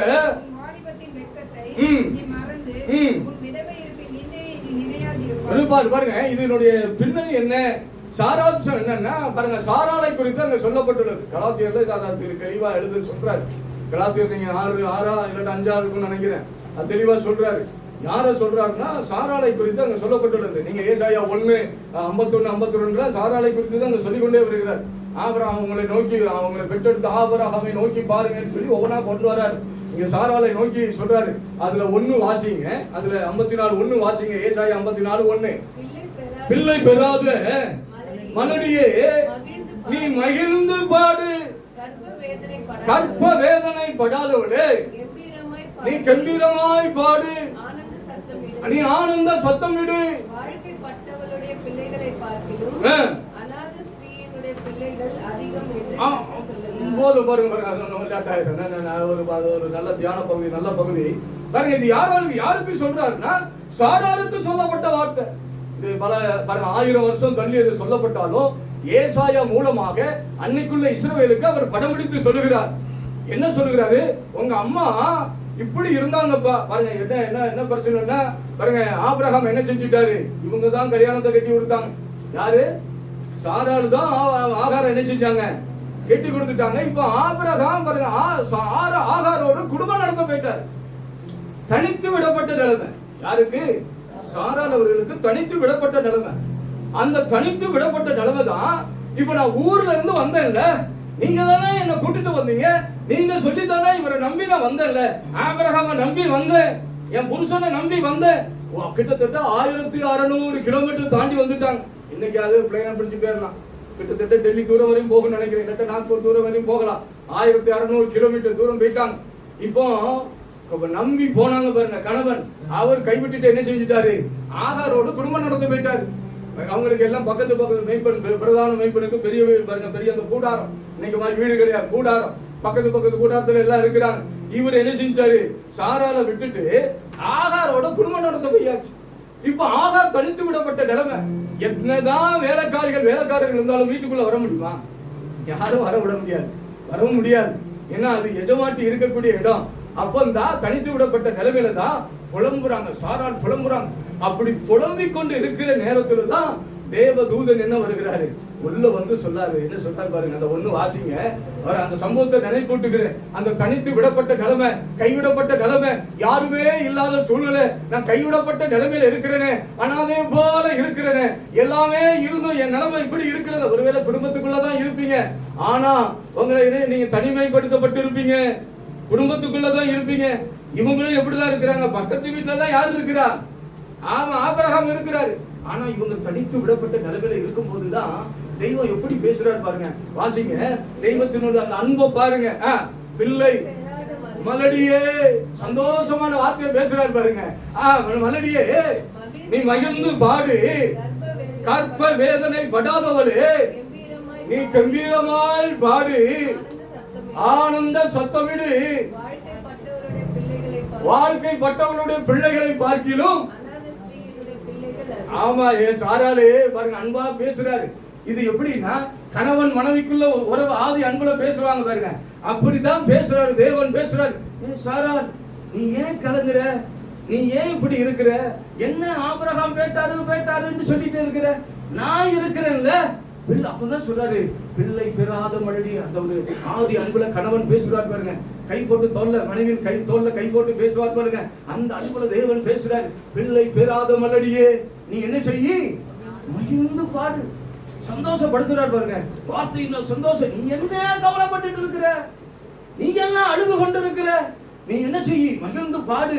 கற்ப வேதனை படாதவளை பாருங்க. இதுக்கு நிறைய விளக்கம் சொல்ல முடியும், நம்ம இதுக்கு அந்த அர்த்தத்துக்குள்ள போல. அவங்களுக்கு பாருங்க சொன்ன வார்த்தை, நீ வெட்கப்பட்டு நீ பயப்படாத, நீ வெட்கப்பட்டு போவதில்லை. அதுக்கு நிறைய காரியங்களே சொல்லிட்டு வராரு.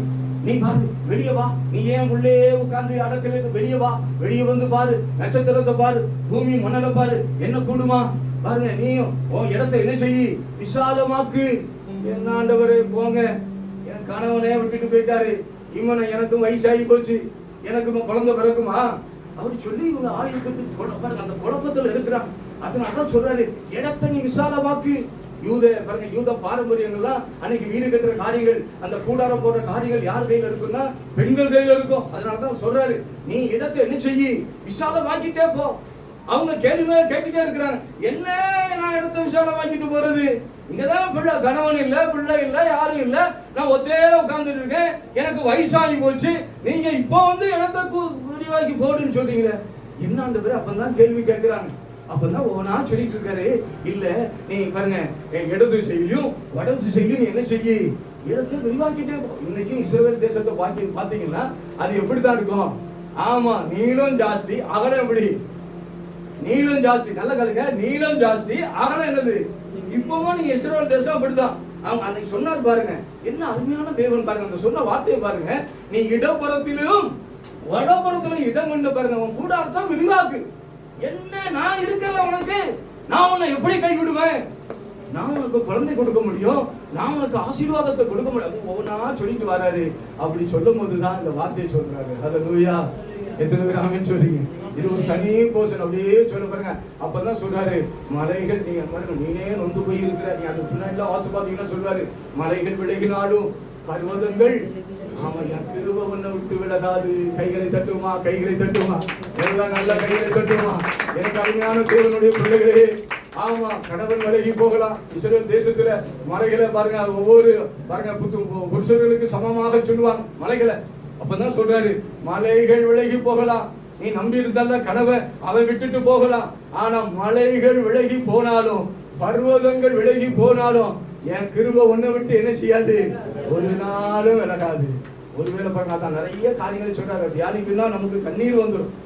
எதுக்கு சொல்றேன்னா, என் ஜனங்கள் ஒருபோதும் வெட்கப்பட்டு எந்த சூழ்நிலையில சொன்னார் தெரியுமா, ஆபிரகாமே கூட இல்ல, ஆகாரோட குடும்ப நடத்த போயிட்டாரு. அந்த சூழ்நிலையில தான் தேவன் வாக்குத்தத்தங்களை கொடுக்கிறார். உங்களுக்கு நம்பவே முடியாது, எப்போதுமே நமக்கு என்ன செய்ய முடியாது, தேவனுடைய வார்த்தையை நம்பவே முடியாது. அப்பதான் உனக்கு சொல்றாரு, நான் உனக்கு ஒரு வீட்டை வாங்கி தருவேன், நான் உன் பிள்ளைகளுடைய பாருங்க பணமே இருக்காது, நான் உன் பிள்ளைகளுடைய வாழ்க்கையில நான் செய்து முடிப்பேன். இதுவரையும் தேவனுடைய பிள்ளைகள் வெக்கப்பட்டு போக மாட்டாங்க. யார் வெக்கப்பட்டு சொல்லி முடிச்சிடும், 10 நிமிஷத்துல முடிச்சிடுறேன். யார் வெக்கப்பட்டு போவா? ஏசாயா புஸ்தகம் 45, 16, 17 வாசிங்க. ஏசாயா புஸ்தகம் 45, 16, 17.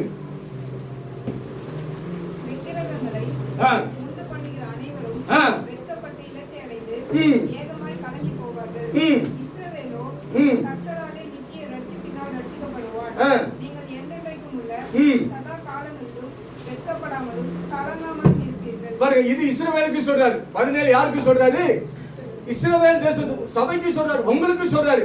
நீங்க வெட்கப்படாமல் கலங்காமல் என்ன செய்வீங்க, இருப்பீங்க. ஆனா அதுக்கு முன்னாடி 16 மறுபடியும் வாசிங்க. என்னதான் விக்கிரகங்களை உண்டு பண்ணுகிற அனைவரும் வெட்கப்பட்டு இலட்சையடைந்து என்னதான் ஏகமாய் கலங்கி போவார்கள். எனக்கு அருமையான தேவனுடைய பிள்ளைகளே, விக்கிரகங்களை நல்ல கவனிங்க, உருவாக்குறவர் சேர சோழ பாண்டியர்களை எத்தனை பேருக்கு தெரியும்? இப்பதான் முக்கியமான இதுக்கு வாரு. இவ்வளவு நேரம் உங்களுக்கு நல்ல வார்த்தைகளை சொல்லியாச்சு பாருங்க. இந்த வார்த்தைகளை சொல்லியே நிறைய இடத்துல சாட்சி நிறைய இடத்துல சொல்றது இல்ல, உங்களுக்கு தேவைங்கிறதுனால அந்த சாட்சி சொல்றேன் பாருங்க. விக்கிரகங்களை வணங்குறவன் என்ன செய்வானா, விக்கிரகங்களை உருவாக்குறவன், நல்ல கவனிங்க, விக்கிரகங்களை உருவாக்குறவன் வெட்கப்பட்டு போயிடுவான். சேர சோழ பாண்டிய பல்லவர்கள் எத்தனை பேருக்கு தெரியும்? இன்னைக்குள்ள இளைஞர்களுக்கு தெரியுமா? சேரர்கள் சோழர்கள் படிச்சிருக்கீங்க. சேரர்கள் சோழர்கள் பாண்டியர்கள் பல்லவர்கள் பாருங்க, இவங்க தான் ஆதி சத்திரியர்கள். இந்தியாவிலே ஆதி சத்திரியர்கள் யாரு? இந்த சேர சோழ பாண்டிய பல்லவர்கள், சாளுக்கியர்கள், சம்போராயர்கள், இவங்க தான் பாருங்க. இந்த இந்த அரசர்கள் தான், தமிழக அரசர்கள் தான் ஆதி சத்திரியர்கள். இந்தியாவிலே ஆதி சத்திரியர்கள். இவங்களுக்கு தான் பாருங்க அக்னி புராணம் என்று ஒரு புராணம் இருக்கிறது. இல்லை என்றால் வன்னிய புராணம் என்று ஒரு புராணம் இருக்கிறது. இது பாருங்க இந்தியாவிலே 18 பாருங்க புராணங்கள் உண்டு. அந்த 18 புராணங்கள்ல 9வது புராணம் அரசர்களுக்குள்ள புராணம். என்ன புராணமா? அரசர்களுக்குள்ள புராணம், அக்னி புராணம். அதை என்ன சொல்ல வராங்கன்னா, நாங்க அக்னியிலிருந்து வந்தோம். எங்க இருந்து வந்தோம்? அக்னியிலிருந்து வந்தோம். இது முதல் அரசன் யாருன்னா கூஸ் நிம்ரோத்தை பெற்றான். நீங்க அந்த எல்லாமே பைபிள்ல தான் இருக்கு. அந்த ஆதியாகமம் 8-10 என்று சொல்லி தெரியல. கூஸ் நிம்ரோத்தை பெற்றான். நிம்ரோத்து கொண்டு வந்த இந்த வழிபாடுகள் தான் பிற்கால அரச வம்சங்கள். அங்க இருந்து பிரிந்த வருஷம் என்ன எடுத்துக்கொண்டாங்கன்னா, நாங்க அக்னியிலிருந்து தோன்றினோம். நம்ம ஒய்ஃபு அதை தான் சொல்றாங்க. நான் சூரியன் இருந்து பாருங்க கூஸ் நிம்ரோத், நிம்ரோத்தினுடைய பாருங்க பெண் அந்த பெண்ஜாதி இவங்க பாருங்க. கூஸ் என்ன செய்யறாருன்னா பாருங்க வெளியே என்ன செய்யறாரு? வேட்டைக்கு போகிறார். வேட்டையில என்ன செய்யறாரு? செத்து போகிறார், உள்ள வரல. அதனால இந்த அம்மா கர்ப்பமாக இருக்கிறாங்க. இப்போ அவங்க ஒரு பொய்ய சொல்றாங்க. என்ன ஆதி நாட்கள்ல நடந்த சொல்றேன். நான் சூரியன்ல இருந்து குழந்தைய பாருங்க பெற்றுக்கொண்டேன். சூரியன் மக்களும் நம்புறாங்க. ஏன்னா அரசாட்சிக்கு வரணும், அதனால மக்களும் நம்புறாங்க. இவங்க சொல்றதை நம்புறாங்க. கடைசியில் என்ன ஆகுது? அதுவே வடிச்சொல்லாக மாறுகிறது இன்னைக்கும். அதனாலதான் அரசர்களுக்கு சொல்லி பாருங்க ஒரு புராணங்கள் உண்டு. அக்னி வேற யாருக்கும் கிடையாது, பிராமணர்களுக்கோ வேற யாருக்கும் கிடையாது. அரசர்களுக்கு தான் நாங்க சத்திரியர்கள் என்று சொல்லி அரசர்களுக்கு தான் உண்டு. நாங்க அக்னியிலிருந்து வந்தோம்னுட்டு. இங்க வேதம் என்ன சொல்லுதுன்னா, விக்கிரகங்களை உருவாக்குறவன் என்ன செய்வானா? என்ன செய்வானா? இன்னைக்கு யாராவது இருக்கிறாங்களா? ஆபிரகாம் சந்ததி இன்னைக்கு இருக்கிறது. அவர் சொல்றாரு, அவன் ஒருவனாய் இருக்கையில் அவனை அழைத்து அவனை ஆசீர்வதித்து 51 ஏசாயா 51 52 அவனை நான் பெருக பண்ணினேன்கிறார். ஒருவனா இருக்கையில் ஒரு நாள் நினைக்காதீங்க நான் சிங்கிள் குடும்பமாக இருக்கிறேன்னு, ஒருவனா இருக்கிறேன்னு. தேவ பிள்ளைகள் ஒரு நாள் அப்படி நினைக்காதீங்க. வேதம் சொல்ல, அதனால்தான் நமக்கு தேவன் எல்லாத்தையும் எழுதி வைத்திருக்கிறார். அவன் ஒருவனா இருக்கையில் அவனை அழைத்து அவனை ஆசீர்வதித்து அவனை பெருக பண்ணினேன். இங்க ஒரு பெருங்கூட்டம் சுருங்கி எப்படி ஆகி போச்சு? காணாமே போயிட்டாங்க. எனக்கு அழுக வருது. இதுதான் தெய்வம் சொல்லி எல்லோருக்கும் அறிமுகப்படுத்தி விட்டாங்க. கடைசியில் அந்த இனங்கள் இன்னைக்கும் வாழ்ந்துட்டு இருக்கிறாங்க. என்ன சொல்றாங்க? இன்னைக்கும் தில்லை நடராஜர் கோயில்ல அந்த சந்ததிகள் இன்னைக்கு வாழ்ந்து கொண்டிருக்கிறாங்க. சோழ சந்ததிகள் 1300 அவங்க இறந்துட்டாங்க. அதுக்கப்புறம் அந்நிய படையெடுப்பு நிறைய வந்து தமிழர்களுடைய அந்த கலாச்சாரங்கள் எல்லாத்தையும் இது பண்ணிட்டாங்க. அதுல மறைக்கப்பட்ட ஒண்ணுதான் அந்த சோழர்களுடைய வரலாறு. எல்லாமே முடிஞ்சு போச்சு நினைச்சாங்க. ஆனா இவங்க அந்த தில்லை அம்பலம், அந்த தில்லை நடராஜர் கோயில் இதுதான் உலகத்தில் உள்ள இந்துக்களுக்கே ஒரு புனிதமான ஸ்தலம். அதை கட்டினது யாருன்னா ரண்யவர்ம சோழ சக்கரவர்த்தி. ஒரு அரசு அதை கட்டுறான். ஆனா கட்டி கிடைச்ச அதுல அவங்க முடிசூட்டி கொள்வாங்க. பஞ்சாட்சரம் என்று சொல்லக்கூடிய அந்த படியில அவங்க முடிசூட்டி கொள்வாங்க. அது அவங்க என்ன கருத்துனா பாருங்க, அரசனும் இறைவனும் ஒண்ணு. அந்த இதுல அவங்க முடிசூட்டி கொள்வாங்க. இன்னைக்கு அந்த திருவிழா நடக்குது. நேரம் போய் யாரை பார்ப்பாங்கன்னா பாருங்க, இவங்க முடிசூட்டிட்டு பாருங்க இந்த தெய்வம் யாரை பார்க்கணும்னா யாரை பார்க்கும்? அரசனை பார்ப்பாங்க. என்னன்னா நாங்களும் பாருங்க அரசனும் தெய்வமும் ஒண்ணுங்கிறதுல பார்ப்பாங்க. எதுக்கு சொல்றேன்னா அந்த சந்ததிகள் இன்னைக்கும் பாருங்க 1974, 1874, 1908, 1946, 1978 அங்க பரம்பரையாக முடிசூட்டிட்டு வந்தாங்க. ஒரு காலத்துல பாருங்க அவங்க கோயில் சாவி, இந்த சிதம்பரம் நடராஜர் கோயில் சாவிலாம் அவங்க தான் வச்சிருந்தாங்க. அதுக்கப்புறம் அந்த கோயில் சாவிலாம் எல்லாத்தையும் புடுங்கி அவங்கள்ட்ட இருந்து புடுங்கி இப்ப என்ன ஆயிடுச்சு? டீச்சர் வச்சிருக்கிறாங்க. இப்ப அவங்க எல்லாத்தையுமே கெட்டின கோயிலே என்ன ஆச்சு? இழந்துட்டாங்க. ஏதோ எந்த அளவுக்கு அது நிறைவேறுது பாருங்க. எனக்கு பாருங்க சில நேரங்கள் இதை தியானிக்கும் போது அப்படியே தாரையாக கண்ணீர் வரும், அழுக வரும்.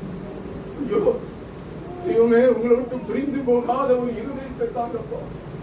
என்ன யோபு சொன்னது போல, நீர் என்னை கொண்டு போட்டாலும் உங்களதாப்பா நம்ப. எனக்கு பணமோ பொருளோ இல்லை, எதுவுமே வேண்டாப்பா, நீங்க இருந்தா போதும், அதுதான் எனக்கு ஆசீர்வாதம். எத்தனை பேர் சொல்றீங்க அப்படி? அல்லேலூயா. யாக்கோபு பாருங்க, பிரதான அரண்மனையிலிருந்து திரும்பி வருகிறார். போகும்போது வெறும் கோலும் தடியோடு தான் போகிறாரு. வரும்போது திரும்பி வரும்போது எப்படி வருகிறாரு? இரு பரிவாரத்தோடு வருகிறாரு. இப்ப அந்த பரிவாரத்தோடு ஒரு புருஷன் அங்க தென்படுகிறார். நீங்க 32 ஆதியார் 32 வார்த்தை பார்த்தா தெரியும். புருஷனை பாருங்க கட்டி பிடிச்சுக்கிறாரு. கட்டி பிடிச்சிட்டு சொல்றாரு, நீர் என்னை ஆசீர்வதித்தால் ஒழிய. என்னங்க அர்த்தம்? யாருக்குன்னே சொத்து இருக்குது, ஆடு மாடு இருக்குது, எல்லாம் இருக்கு, வேலைக்காரங்க வேலைக்காரிங்க எல்லாம் இருக்குது, பிள்ளைகள் இருக்கிறாங்க. கோமச்சில சொன்னாலும் பரவாயில்ல, ஆசீர்வாதம் இருக்கும் போதுதான் சொல்றாரு. கட்டி பிடிச்சு என்ன சொல்றாரு? நீர் என்னை ஆசீர்வதித்தால் ஒழிய போக விட மாட்டேன். அவர் சொல்றாரு, மற்றவங்களுக்கு நான் பெரிய ஆசீர்வாதமாக இருக்கலாம், எனக்கு நீங்க தான்ப்பா ஆசீர்வாதம், நீங்க தான் என்ன ஆசீர்வதிக்கணும். நீங்க ஆசீர்வதிக்கலாட்ட என்ன செய்யாதீங்க, அவன் என்ன ஆசீர்வதிக்கப்பா என்று சொல்லி அவருடைய ஆசீர்வாதத்தை பெற்றுக்கொண்டுதான் 16 நாள் நடக்குது. அதுக்கப்புறம் கானான் தேசத்துக்குள்ள அவர் வருகிறார். அல்லேலூயா. எத்தனை பேர் ஆமென் சொல்றீங்க? எத்தனை பேர் ஆமென் சொல்றீங்க? அதை சொல்றாரு யாக்கோபு, நீங்க 35 நினைக்கிறேன், நீங்க அப்படி 8க்கு மேல வாஸ்து பாத்தீங்கன்னா கானானுக்குள்ள வந்துட்டாரு. இப்ப பேரு மாத்துறாரு, கானானுக்குள்ள வந்து சொல்றாரு. இப்ப எல்லாருமே இறந்துட்டாங்க. தாவீது பாருங்க, யாக்கோபு நல்லா இருக்கணுங்கிறத அவங்களுடைய தாய் இறந்து போயிட்டாங்க. யாக்கோபு நல்லா இருக்கணுங்கிற அவங்க அந்த தாதி வேலைக்காரங்க அவங்களோட ரெபெக்காள் அவங்க அந்த தாதி அவங்களும் இறந்துட்டாங்க. வந்தான் கதறாரு, யாருமே இல்லையா, எங்க அம்மா நான் நல்லா இருக்கணும், நான் நல்லா இருந்து அழகு பார்க்கணும்னு சொல்லி நினைச்சாங்கல்ல, அவங்களும் இப்ப இறந்துட்டாங்கல்ல. ஒரே ஒரு ஜீவன் அவங்க தான், அவங்களும் இறந்துட்டாங்க. இப்ப என்ன வளர்த்து தூக்கி எடுத்து வளர்த்து யாக்கோபு அழுறாங்க, தூக்கி எடுத்து வளர்த்து அந்த தாதியும் அடிச்சுட்டாங்களே, யாருமே இல்லையே. கானானுக்குள்ள இருக்கும் போது தான் தெய்வம் சொல்றாரு. இந்த மாதிரி 11 மேல வாசி பாத்தீங்கன்னா, மறுபடியும் தரிசனமாகி, யாக்கோபே நான் சர்வ வல்லமையுள்ள தேவன், யாரும் இல்லைன்னு நினைக்காத, உன்னை பழுகி பெருக என்னால செய்ய முடியும். எத்தனை பேராமே சொல்லி, எத்தனை பேர் அப்படி புலம்பிக் கொண்டு இருக்கிறீங்க, யாருமே இல்லை இல்லை. நீங்க ஆராதிக்கிற தேவன் உண்மையுள்ள தேவன், சத்தியம் உள்ள தேவன், ஒரு நாள் உங்களை கைவிட மாட்டாரு. பணிமிடத்துல இருந்து சொல்ற ஒரு நாள் உங்களை என்ன செய்ய மாட்டாரு, உங்களை கைவிடவே மாட்டாரு. நாங்கள் ஒரு அரச சந்ததியை சேர்ந்தோம். அதனால வரலாறு சொல்றேன், தொண்டைமான் என்று சொல்லக்கூடிய ஒரு அரச சந்ததியை சேர்ந்தோம்.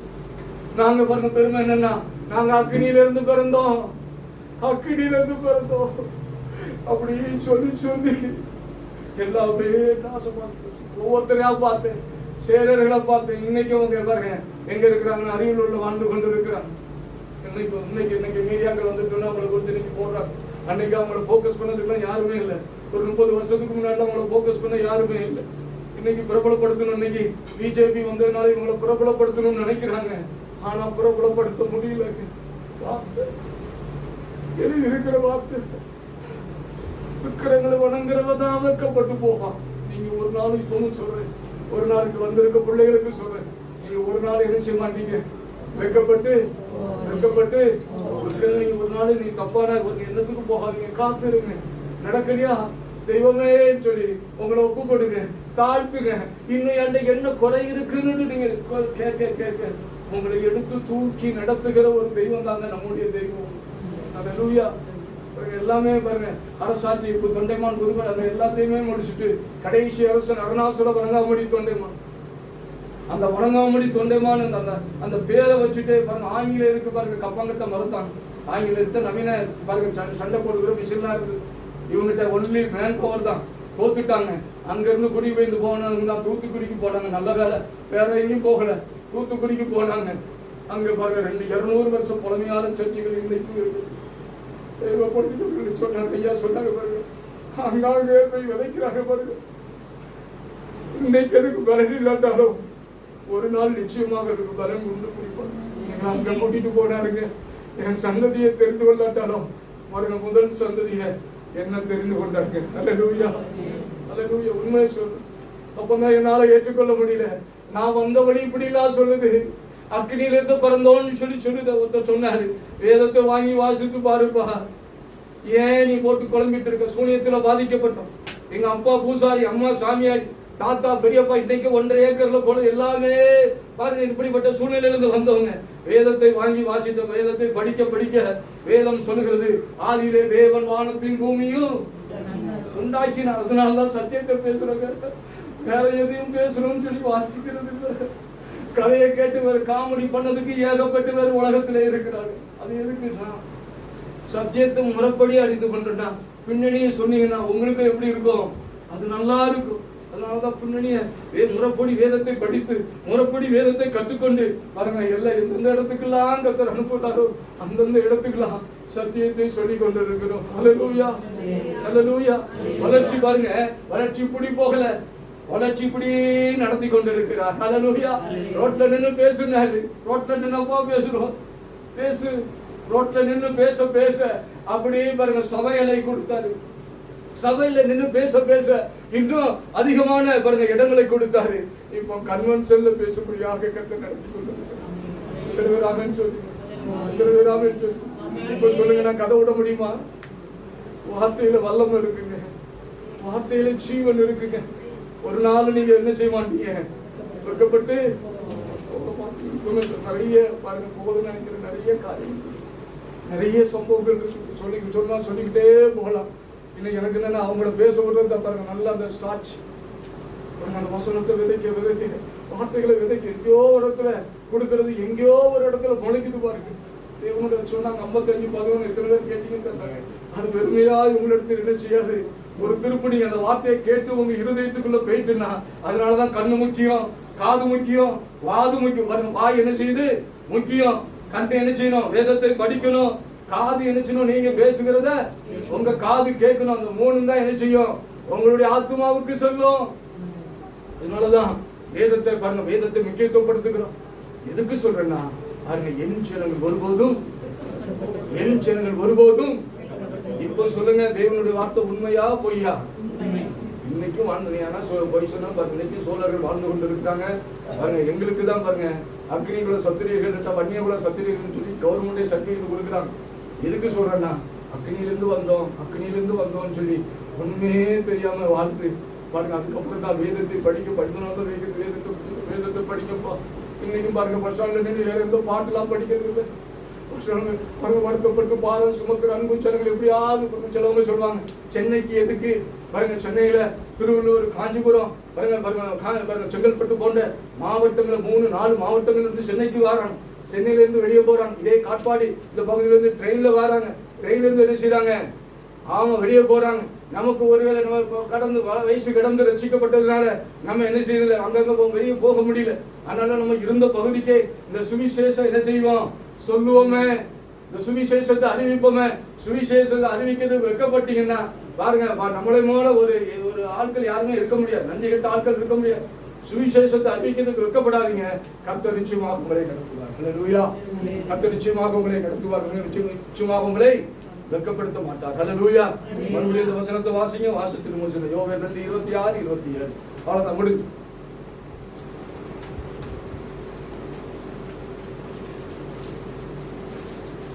நீங்கள் சம்பூர்ணமாய் சாப்பிட்டு திருப்தி அடைந்து உங்களை அதிசயமாய் நடத்தி வந்த உங்கள் தேவனாகிய கர்த்தருடைய நாமத்தை துதிப்பீர்கள். என் ஜனங்கள் ஒருபோதும் வெட்கப்பட்டு போவதில்லை. கண்களை மூடுமா? ஹல்லேலூயா. எல்லா கண்களை மூடு. துதிக்கிறோம், சோதரிக்கிறோம் ஆண்டவரே. எல்லா வாய்களை தருவோம். கொஞ்சம் எல்லா வாய்களை தருவோம். சும்மா இருக்காதீங்க, சும்மா இருக்க. தேவன் உங்களோடு பேசி இருக்கிறார். ஆராதனை மூலமாக அநேக வாக்குத்தத்தங்களை உங்களோடு கொடுத்து கொண்டிருந்தார். எதை நீங்க பாருங்க பிடிச்சிருக்கீங்களோ இல்லையோ பாருங்க, இந்த வசனத்தை நீங்க பிடிச்சுக்கிட்டுங்க. ஏன் ஜனங்கள் ஒருபோதும் வெட்கப்பட்டு போவதில்லை. வாயை திறந்து சொல்லுவோமா? வாயை அறிக்கை எடுங்க. அறிக்கை இட சொல்றாங்க, உங்க வாயால நீங்க அறிக்கை இடணும். நான் வெட்கப்பட்டு போக மாட்டேன். கர்த்தர் என்னோட வாயை தரங்க. சும்மா பாருங்க, இந்திய ஸ்டைல்ல இருக்காதீங்க, வெட்கப்படாதீங்க. வாயை தரங்க. ஏன் ஜனங்கள் ஒருபோதும் வெட்கப்பட்டு போவதில்லை. உங்களுடைய நிலைமைகள் உரையரும், உங்களுடைய சூழ்நிலைகள் மாறும். நீங்க நினைக்கலாம், நான் வெட்கப்பட்டு போயிருவனோ, என்னுடைய வேலையில, என்னுடைய ஊழியத்தில, என்னுடைய தொழில, என்னுடைய விவசாய காரியங்கள்ல நான் வெட்கப்பட்டு போயிருவனோ நீங்க நினைக்கலாம். இல்லை பிரியமான தொடர்ந்து கர்த்தர் உங்களை நடத்துவாராக, உங்கள் குடும்பங்களை நடத்துவாராக, உங்கள் பிள்ளைகளை நடத்துவாராக. என் ஜனங்கள் ஒருபோதும் வெட்கப்பட்டு போவது ஆண்டவரை பெரிய காரியங்களை செய்யுப்பா. எல்லா ஆண்டவரை தடைகளை நீக்கி போடு. அந்த சபையாரை ஆசீர்வதி.